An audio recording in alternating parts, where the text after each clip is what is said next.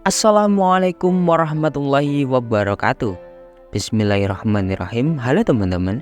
Kali ini sahabat kisah akan menceritakan tentang keadaan makhluk sesudah bangkit dari kubur. Diceritakan bahwa para makhluk setelah dibangunkan dari kubur, maka berdirilah mereka dengan tegak pada tempat yang dibentangkan selama 40 tahun. Mereka tidak makan, tidak minum, tidak duduk, dan tidak berbicara. Ditanyakan kepada Rasulullah SAW, "Ya Rasulullah, dengan apa orang-orang mukmin bisa diketahui pada hari kiamat?" Nabi Muhammad SAW pun bersabda, "Sesungguhnya umatku mencorong pergelangan kakinya akibat dari bekas wudhu." Diceritakan dalam sebuah hadis, ketika datang hari kiamat, Allah Subhanahu wa Ta'ala membangkitkan para makhluk dari kuburnya.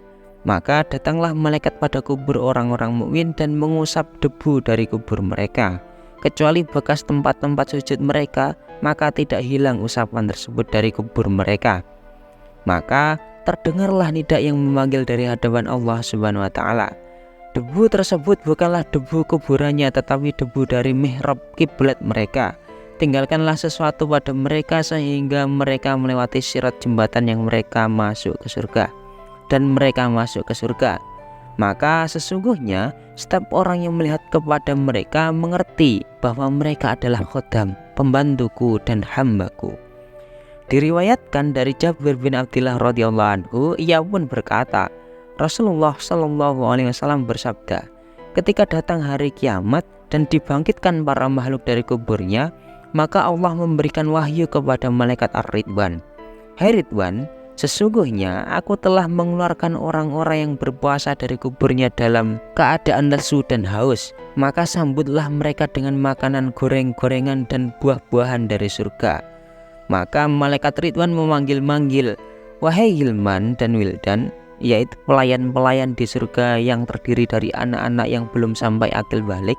Maka datanglah mereka dengan pinggan, tempat makanan dari nur, dan berkumpullah di sebelahnya, yang jumlahnya lebih banyak dari jumlah tetesan air hujan, bintang-bintang di langit, daun pohon-pohonan.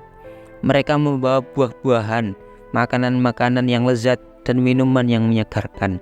Maka ketika malaikat Ridwan bertemu dengan orang-orang yang berpuasa, maka diberikanlah makanan tersebut seraya berkata kepada mereka, "Makanlah dan minumlah dengan nikmat dari apa yang kalian inginkan pada hari-hari yang telah lalu." Diriwayatkan dari Ibnu Abbas radhiyallahu anhu, dia berkata, Nabi Muhammad SAW bersabda, "Ada 3 orang yang akan disalami oleh para malaikat pada hari mereka dibangkitkan dari kuburnya. Mereka adalah orang-orang yang mati syahid, para syuhada, orang yang berpuasa Ramadan, dan orang-orang yang berpuasa pada hari Arafah." Dan dari Aisyah radhiyallahu anha, ia berkata, Rasulullah SAW bersabda, "Hai Aisyah, sesungguhnya di syurga ada istana yang terbuat dari intan, yakut, zubarjat, emas, dan perak." Aku pun berkata, "Hai Rasulullah, untuk siapakah istana itu?" Rasulullah SAW pun menjawab, "Untuk orang-orang yang berpuasa pada hari Arafah."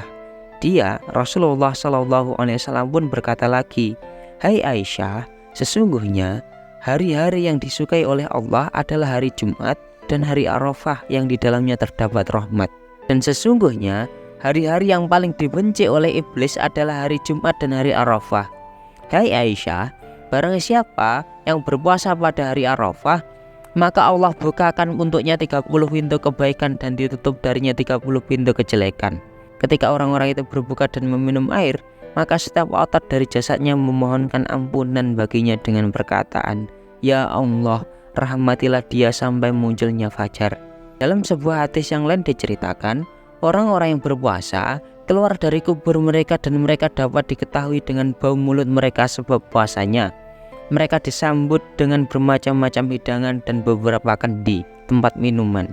Dikatakan kepada mereka, "Makanlah kalian, karena sesungguhnya kalian lapar, dan ketika manusia yang lain sedang kenyang, dan minumlah kalian, karena sesungguhnya kalian haus ketika manusia segar, dan istirahatlah kalian." Maka mereka pun makan, minum, dan beristirahat, sedangkan para manusia yang lain sedang dihisap. Telah diriwayatkan dalam suatu hadis, ada 10 orang yang jasadnya tidak akan busuk walaupun sudah meninggal. yaitu pertama, jasadnya para nabi. Yang kedua, jasadnya orang yang gugur di medan perang. Yang ketiga, jasadnya para ulama. Yang keempat, jasadnya para syuhada, orang yang mati syahid. Yang kelima, jasadnya orang yang hafal Al-Quran. Yang keenam, jasadnya pemimpin yang adil. Yang ketujuh, jasadnya orang yang ahli adzan, muadzin. Yang kedelapan, jasadnya perempuan yang mati saat melahirkan. Yang kesembilan, jasadnya orang yang mati dibunuh dengan zalim, dianiaya. Yang kesepuluh, jasadnya orang yang mati pada hari Jumat, baik siang maupun malam.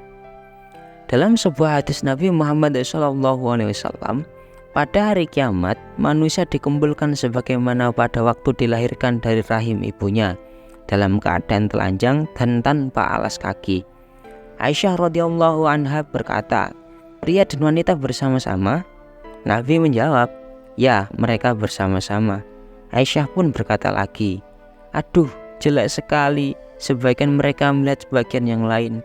Kemudian Nabi Muhammad SAW pun menepukkan tangannya pada pundak Aisyah dan berkata, "Hai putri Abu Quhafah, pada hari itu manusia saling mengangkat wajahnya dan memandang ke langit. Mereka berdiri selama 40 tahun, tidak makan dan tidak minum, dan setiap orang dari mereka berkeringat karena malu kepada Allah SWT. Di antara mereka ada yang berkeringat pada telapak kaki, ada yang berkeringat pada kedua bahunya, ada yang berkeringat pada perutnya, ada yang berkeringat pada dadanya, dan ada yang berkeringat pada wajahnya. Keringat itu disebabkan karena lamanya mereka berdiri." Aisyah pun berkata, "Ya Rasulullah, apakah ada seseorang yang dikumpulkan pada hari kiamat dengan berpakaian?" Nabi Muhammad SAW pun bersabda, "Mereka adalah para nabi dan keluarganya, orang yang berpuasa Rajab, Sya'ban, dan Ramadan secara rutin. Dan seluruh manusia lesu kecuali para nabi dan keluarganya dan orang yang berpuasa Rajab, Sya'ban, dan Ramadan. Karena sesungguhnya mereka kenyang dan tidak lesu karena puasanya dan tidak haus." Dan dikatakan bahwa Allah Subhanahu wa taala menggiring seluruh manusia ke bumi tempat berkumpul, yaitu di dekat Baitul Maqdis yang berada di bumi. Bumi itu dinamakan Sahirah. Allah Subhanahu wa taala pun berfirman, "Fa innama hiya zahratun wahidah fa idahum bis-sahirah." Maka sesungguhnya pengembalian itu hanya dengan satu tiupan saja, maka bangunlah makhluk-makhluk di permukaan bumi Sahirah. Quran surat An-Nazi'at ayat 13-14. Ada yang mengatakan bahwa para makhluk berada di pekarangan kiamat dengan 120 baris. Setiap baris sama dengan perjalanan 40 tahun. Lebar setiap baris adalah perjalanan 20 tahun. Dikatakan bahwa orang-orang mukmin dibagi menjadi 3 baris dan sisanya adalah orang-orang kafir. Diriwayatkan dari Rasulullah SAW, beliau bersabda, "Sesungguhnya umatku ada 120 baris, dan ini yang paling benar.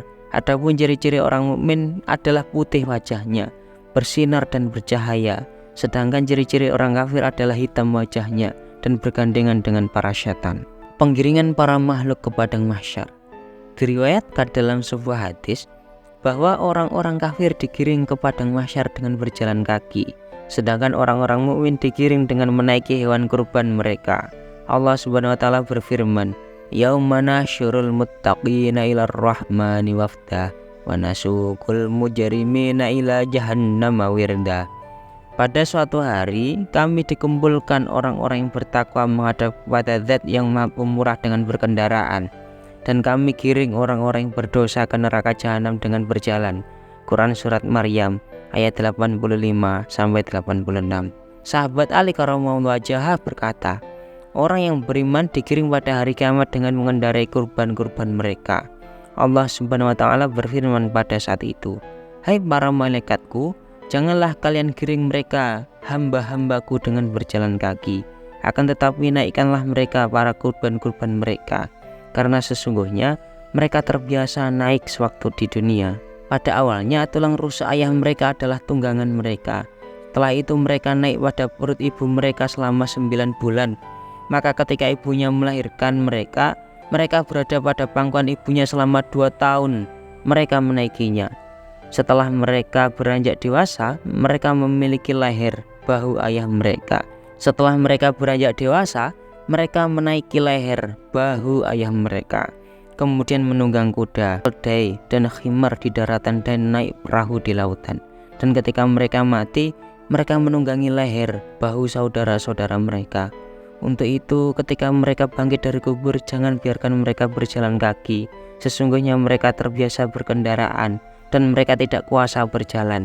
Maka berikanlah pada mereka kendaraan, yaitu hewan kurban mereka, dan naikkanlah mereka pada kurban-kurban mereka menghadap kepada Allah Azza wa Jalla.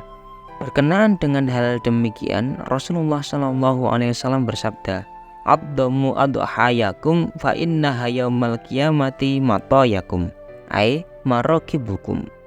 Agungkanlah, perbanyaklah menyembelih hewan kurban oleh kalian, maka sesungguhnya pada hari kiamat dia akan menjadi tunggangan kendaraan kalian semua. Demikianlah keadaan seluruh makhluk sesudah bangkit dari kubur, kemudian digiring di padang mahsyar.